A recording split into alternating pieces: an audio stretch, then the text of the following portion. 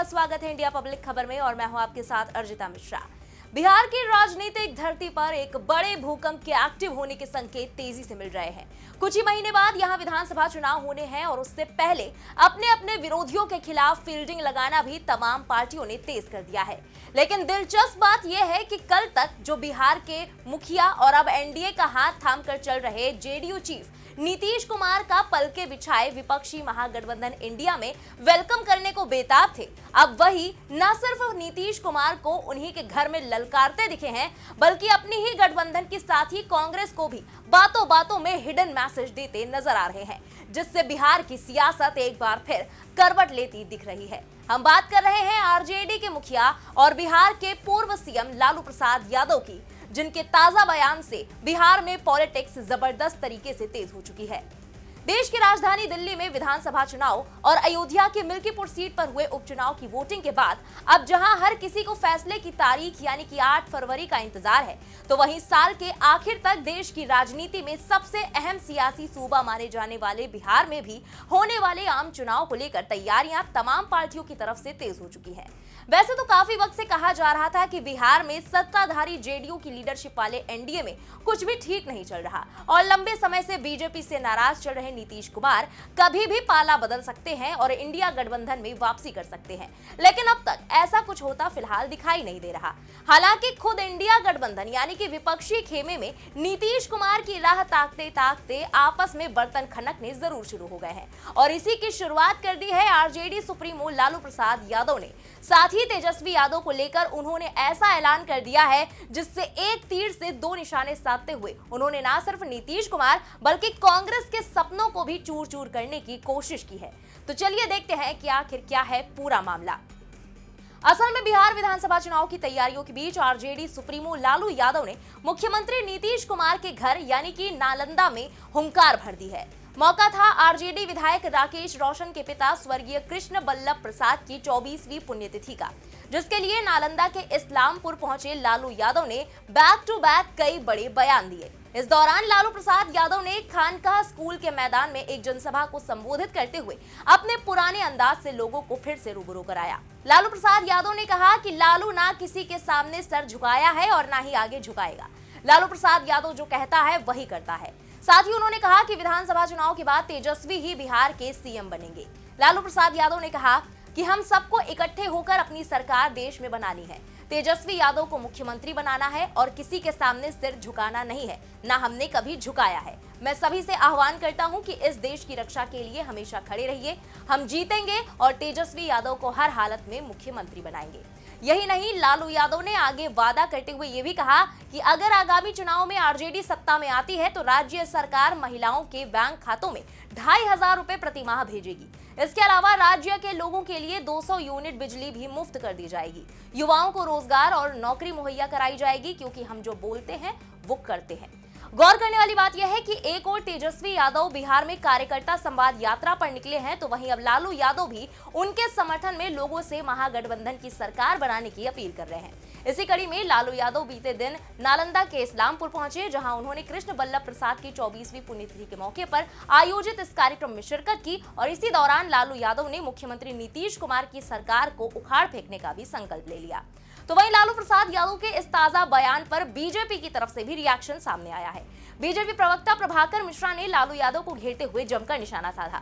उन्होंने कहा कि खुद तो सजा याफ्ता है, इसलिए बेटे तेजस्वी को येन केन प्रकारेण बिहार का मुख्यमंत्री बनाने की राजनीति में लगे हुए हैं। इसके लिए झूठे और सस्ते वादे करने से भी वो परहेज नहीं कर रहे।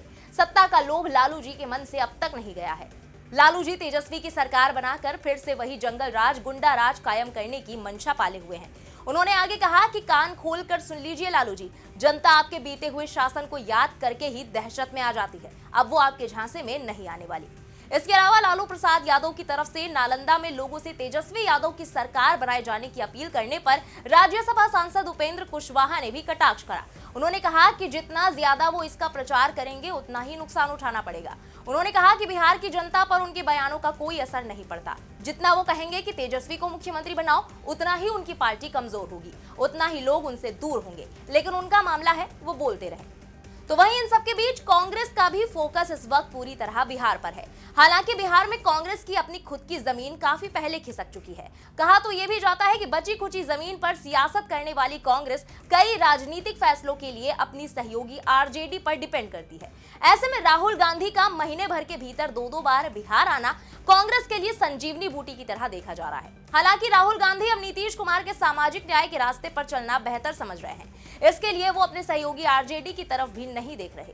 बड़ी बात यह है कि राहुल गांधी पिछले 18 दिनों में 2 बार बिहार की राजधानी पटना का दौरा कर चुके हैं और दोनों ही दौरों में राहुल गांधी ने जातीय जनगणना पर सबसे बड़ा हमला किया और आरजेडी को डिफेंडिंग मोड में आना पड़ गया। इसकी वजह यह है कि तेजस्वी यादव बिहार में कास्ट सेंसस को अपनी सबसे बड़ी अचीवमेंट के तौर पर देखते हैं और राहुल गांधी ने बिहार की जातीय जनगणना को ही फेक करार दे दिया।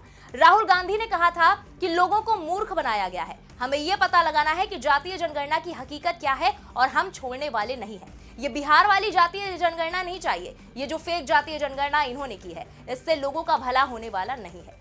इसका मतलब ये हुआ कि बिहार की जातीय जनगणना जिसका तेजस्वी यादव और पूरा आरजेडी समूह बखान करता है और अपनी उपलब्धि मानता है, राहुल गांधी ने एक ही झटके में उसकी हवा निकाल दी। हालांकि अब सवाल यह है कि क्या इसीलिए लालू प्रसाद यादव के ताजा बयान को कांग्रेस से भी जोड़कर देखा जा रहा है, और अगर हाँ तो आखिर राहुल गांधी ऐसा कर ही क्यों रहे हैं। दरअसल लालू प्रसाद यादव बीते काफी वक्त से खुलेआम कांग्रेस को आंखें दिखाते हुए ममता बनर्जी को इंडिया ब्लॉक की लीडरशिप दिए जाने की हिमायत करते आए हैं। ऐसे में कहा जा रहा है कि राहुल गांधी अब टिट फॉर टैट वाली भाषा में सहयोगी दलों को जवाब दे रहे हैं। वो ये दिखा रहे हैं कि अगर लालू प्रसाद यादव कांग्रेस को नीचे दिखाने की कोशिश करेगी तो हम भी लालू प्रसाद यादव और उनकी पार्टी के अचीवमेंट्स को लेकर बात करेंगे और उसे फर्जी बता देंगे। बिहार प्रदेश कांग्रेस कमेटी के अध्यक्ष अखिलेश प्रसाद सिंह ने हाल ही में राहुल गांधी के पटना दौरे से एक दिन पहले प्रेस कॉन्फ्रेंस को संबोधित किया था और उन्होंने बयान दिया था कि कांग्रेस को कोई अंडर एस्टिमेट नहीं कर सकता। राहुल गांधी के यहां आने से पार्टी को मजबूती मिलती है। खबरों की माने तो ये कांग्रेस की ओर से एक अंडरलाइन स्टेटमेंट है। हालांकि अखिलेश प्रसाद सिंह ने यह भी कहा कि आरजेडी और कांग्रेस एक दूसरे के पूरक हैं। आरजेडी भी कांग्रेस की तरह कभी बीजेपी के साथ नहीं गई है। आरजेडी से कोई खींचतान नहीं है। कांग्रेस और आरजेडी अपने सहयोगियों के साथ मिलकर बीजेपी और एनडीए को सत्ता से बाहर करने के लक्ष्य के साथ आगे बढ़ रहे हैं। बहरहाल बिहार की 243 विधानसभा सीटों पर आने वाले कुछ महीनों बाद चुनाव का भी मुहूर्त निकलने वाला है, लेकिन उससे पहले बिहार के विपक्ष में फूट जैसी सिचुएशन गहराती जा रही है। राजनीतिक विश्लेषकों का मानना है कि बिहार में एनडीए के जवाब के रूप में लालू प्रसाद यादव विपक्ष से किसी और नेता को उभरने नहीं देना चाहते। अगर कोई नेता उभरता है तो इसका सीधा खतरा आरजेडी और तेजस्वी यादव को हो सकता है। लालू प्रसाद यादव की ये बात अच्छे से समझ में आती है, तो वहीं कांग्रेस खुद को अब आरजेडी के सामने कमतर आंकने के मूड में बिल्कुल भी नजर नहीं आ रही। इसलिए कई कांग्रेसी विधानसभा चुनाव में अभी से ही 70+ सीटों की डिमांड लेकर चल रहे हैं। तो सवाल यह भी उठता है कि क्या बिहार में दिल्ली वाला सिनेरियो रिपीट होने जा रहा है, और क्या दिल्ली चुनाव में इंडिया ब्लॉक के बिखरने के बाद अब बिहार चुनाव में भी इंडिया गठबंधन साथ रह पाएगा या नहीं। बहरहाल अभी चुनाव में काफी वक्त है। ऐसे में आने वाले वक्त में बिहार की सियासी पुरवैया किस ओर रुख करती है, देखना वाकई दिलचस्प होगा। फिलहाल इस खबर में अभी के लिए बस इतना ही। इस पूरी रिपोर्ट पर आपकी क्या राय है, कमेंट में लिखकर जरूर बताएं। बने रहें इंडिया पब्लिक खबर के साथ। हमारे यूट्यूब चैनल को सब्सक्राइब करें, बेल आइकन दबाना बिल्कुल ना भूलें।